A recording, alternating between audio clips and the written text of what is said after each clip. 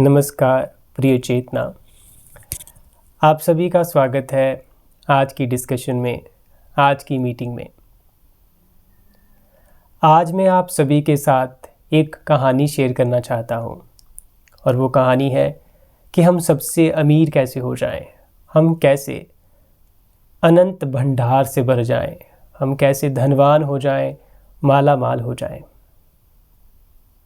अगर हमारी ज़िंदगी की दौड़ धन के प्रति है, हम सभी उसी की खोज में अपने आप को फुलफ़िल करने में लगे हुए हैं, तो ये कहानी हमें सहायक होगी उसका पता बताने के लिए, उसका रास्ता दिखाने के लिए। तो चलो चलते हैं उस कहानी की ओर। ये कहानी है किसान की। वो किसान एक गांव में रहता है। उसका घर उसी ज़मीन पर है जहाँ पर वो आसपास खेती करता है, अपना गुजारा करता है और अपना जीवन बसर कर रहा है।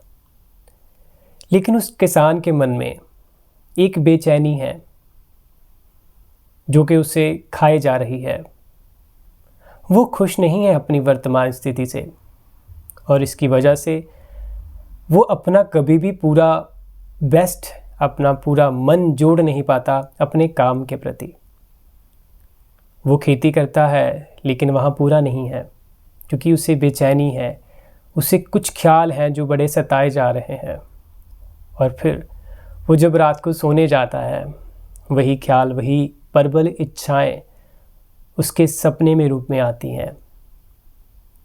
वो सपने में वो क्या देखता है हर रोज़ कि वो सपने उसे कह रहे हैं कि तुम्हें जाना है, कहीं दूर जाना है, शहर में जाना है, तुम्हें वहाँ कमाई करनी है, पैसा कमाना है, उस पैसे से आगे और व्यापार बढ़ाना है, फिर उस व्यापार से तुम्हें हीरे जवाहरात बना लेने हैं, फिर जाकर तुम कंटेंट हो जाओगे, फुलफिल हो जाओगे, तुम्हें फिर परवाह नहीं होगी किसी भी चीज़ की, धन की।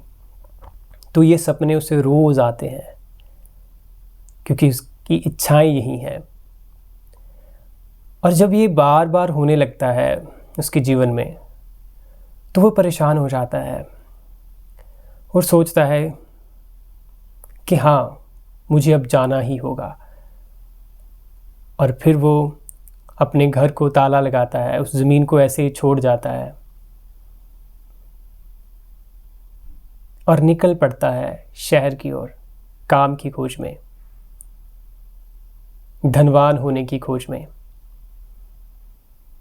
इसी खोज के चक्कर में, इसी कॉन्फ्लिक्ट के चक्कर में उसने कभी भी अपना मन अपने काम के प्रति नहीं जोड़ा था। तो अब वो इच्छाएं उसे धकेल दी उस धन की खोज में, तो वो निकल पड़ा। जब वो शहर जाता है, वहाँ की ठोकरें खाता है, पर उसकी इच्छाएं उसमें प्रबल थी, तो वो काम में लग जाता है। वहाँ पर भी काम करता है, पूरी मेहनत करता है, लेकिन वो मेहनत फ्यूचर को देखकर, भविष्य को देखकर करता है कि उसे धनवान होना है। वहाँ पर भी वो अपने काम में पूरा नहीं होता क्योंकि वहाँ पर भी उसे इच्छाएं ही दौड़ाती हैं अमीर होने की, धनवान होने की। बेचैनी उसके भीतर अभी भी बनी रहती है। तो वो कितने साल वहाँ पर काम करता है, अपना जीवन वहाँ पर व्यतीत करता है, पैसे कमाता है, लेकिन वो इतने पैसे नहीं कमा पाता क्योंकि उसके भीतर की बेचैनी उसके अपने स्वास्थ्य को खराब करने लगती है। तो धीरे धीरे जब वो अपने कई साल वहाँ व्यतीत करता है, तो उसे भीतर से अपने ही तजुर्बे से, अपने एक्सपीरियंस से पता लगता है कि ये मैं क्या कर रहा हूँ। वो खुद को देखने लगता है, जांचने लगता है कि जिस खोज में मैं निकला था, धन की खोज में, वो तो मुझे मिल रहा है, लेकिन उतना तो नहीं जितना मैंने सोचा था। मैं तो हीरो का ख्याल लेकर आया था, सोने चांदी का, कि मैं बस ऐसा हो जाऊंगा कि मुझे अनंत भंडार मिल जाएंगे, फिर मैं कभी भी धन के बारे में नहीं सोचूंगा। मेरी अगली पीढ़ियां खाएंगी, अपने समाज के, अपने देश के भीतर सबसे अमीर इंसान हो जाऊंगा। वहाँ तो मैं अभी कभी भी नहीं पहुँचा। यह वो अपने से बात करता है। तो जब वो अपने आप को धोखा देना बंद करता है, मतलब वो बार बार इन चीज़ को सोचता है, रिफ्लेक्ट करता है, तो वो एक दिन हार जाता है और वो छोड़ देता है। क्यों? क्योंकि अब वो बुढ़ापे में एंटर हो रहा है। अब वो सोचता है कि अब मेरी इतनी उम्र तो इसी इच्छा में लड़ते लड़ते बीत गई, लेकिन अब जो बची हुई ज़िंदगी है वो मैं अब और बहकावे में और भ्रम में ना जीऊँ। तो वो सोचता है कि मैं वापस लौट चलता हूँ अपने घर, अपने गांव, अपनी ज़मीन में। जितने मेरे अब बाकी के बचे साल हैं, कम से कम वो तो स्वास्थ्य से गुजारूँ। अब और कितना इच्छाओं के भीतर पीछे भागूं, भ्रम में जीऊँ। तो वो एक दिन खुद को कन्विंस कर लेता है, मना लेता है और लौट आता है वापस अपने घर, अपनी उसी ज़मीन में। लेकिन अब उसके लौटने में एक छंद है, एक स्वाद है। जब वो आता है, अब उसके भीतर वो बेचैनी कम हो गई है। आसपास दौड़ने की जो खोज है, क्योंकि वो जान चुका है उसने वो जीकर देख लिया है, वो कहीं ना कहीं सेंटर्ड हो गई है। अब जो वापस वो अपने घर आया, ताला खोलता है, ज़मीन को देखता है, वापस उससे जीना शुरू करता है अपने उस काम को। लेकिन अब जब वो जीता है, अब वो पूरी तरह से जीता है। अब उसका मन ही नहीं, उसका हर एक शरीर का कण उस काम में होता है। वो अपनी ज़मीन को उपजाऊ बनाता है, उस पर बीज बोता है, उसकी सिंचाई करता है और अपना गुजारा करता है और उसमें रहना शुरू करता है।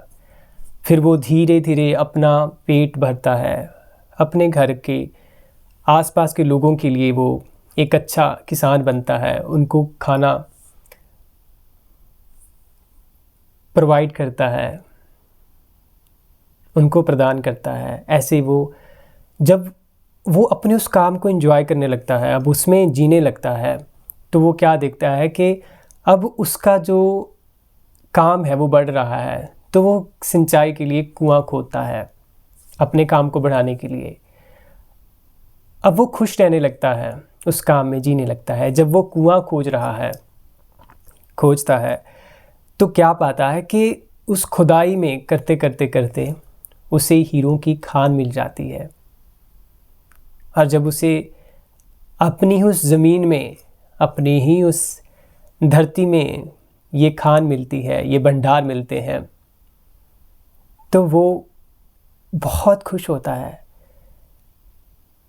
और वो एक कुछ पल के लिए तो रोने लग जाता है, थम जाता है, कुछ भी बोल भी नहीं पाता। और जब वो पहला बोल बोलता है, उसके बाद, उस थमने के बाद, उस मौन के बाद, उसका बोल बड़ा साफ और बड़ा ही प्रेम पूर्ण होता है। क्या कहता है वो तब? वो कहता है, ओ मना, कहाँ पर खोज रहा था मैं? ये धन, ये खजाना तो वहीं था जहाँ से मैं हमेशा था। ये खजाना जब मैं ये घर, ये ज़मीन छोड़ी तब भी था, बस मेरा ही ध्यान कभी इधर नहीं आया। मैंने अपने होने में, जहाँ पर मैं अपनी ज़मीन में था, कभी मैं उसमें खुश नहीं हुआ। मैंने वहाँ खुदाई नहीं की, वहाँ नहीं कभी जिया, तो मैं कैसे जान पाता? और बस यही कहीं हमारी अपनी कहानी है सबकी। आप इस कहानी को जोड़कर देखिए, इसे कहानी मत लीजिए। हम सभी कहीं ना कहीं किसी भी तरह से प्रेम, आनंद और शांति की खोज में है। फिर वो किसी भी ऑब्जेक्टिव एक्सपीरियंस से हो, किसी भी तरह के रिलेशनशिप एक्सपीरियंस से हो, किसी भी तरह से खेल, कोई भी आप ले लीजिए। हम सभी उस चीज़ की खोज में हैं जहाँ पर हम डिज़ोल्व हो जाते हैं, हम पूरे हो जाते हैं, तभी हमें वो खुशी पकड़ती है, वो शांति, वो प्रेम पकड़ता है। और ये बात हमें, ये कहानी साफ साफ बताती है। अगर आप इस कहानी को समझें, इसे जोड़ें और अपने पर अप्लाई करें, तो आप जानेंगे कि हम भी उसी खोज में दौड़े हुए हैं। लेकिन अगर हमने सब कुछ ट्राई कर लिया है, तो इसी तरह एक बार अभी जहाँ पर हम हैं, इसकी तरफ मुड़ें। जब हम बोलते हैं, सोचते हैं, काम करते हैं, ये सब चीज़ें ऊपरी परत हैं, लेकिन हम क्या हैं?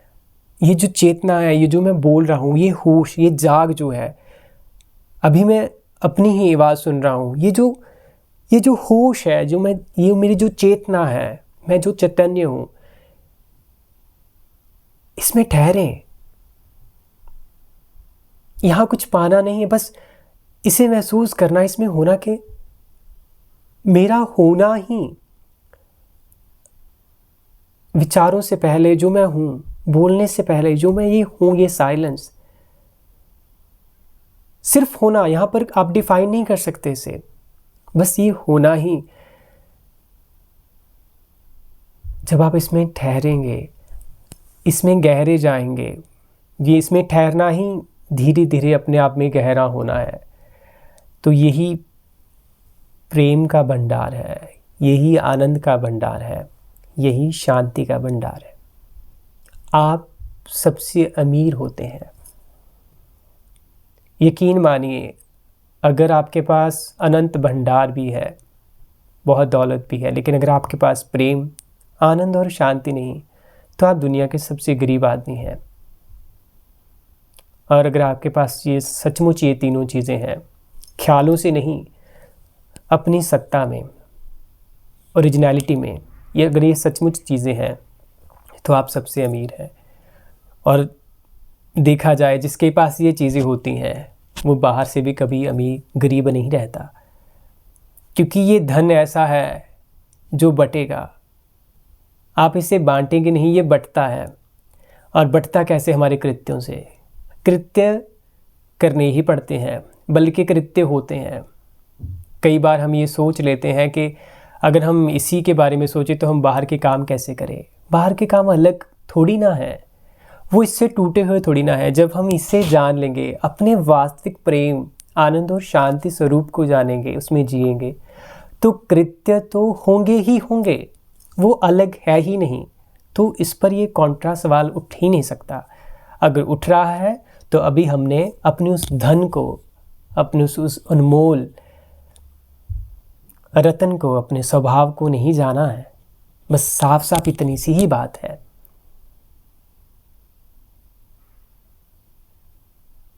इसी धन की खोज सबको है, और यही धन हम सब में है, बल्कि हम स्वयं वो धन है।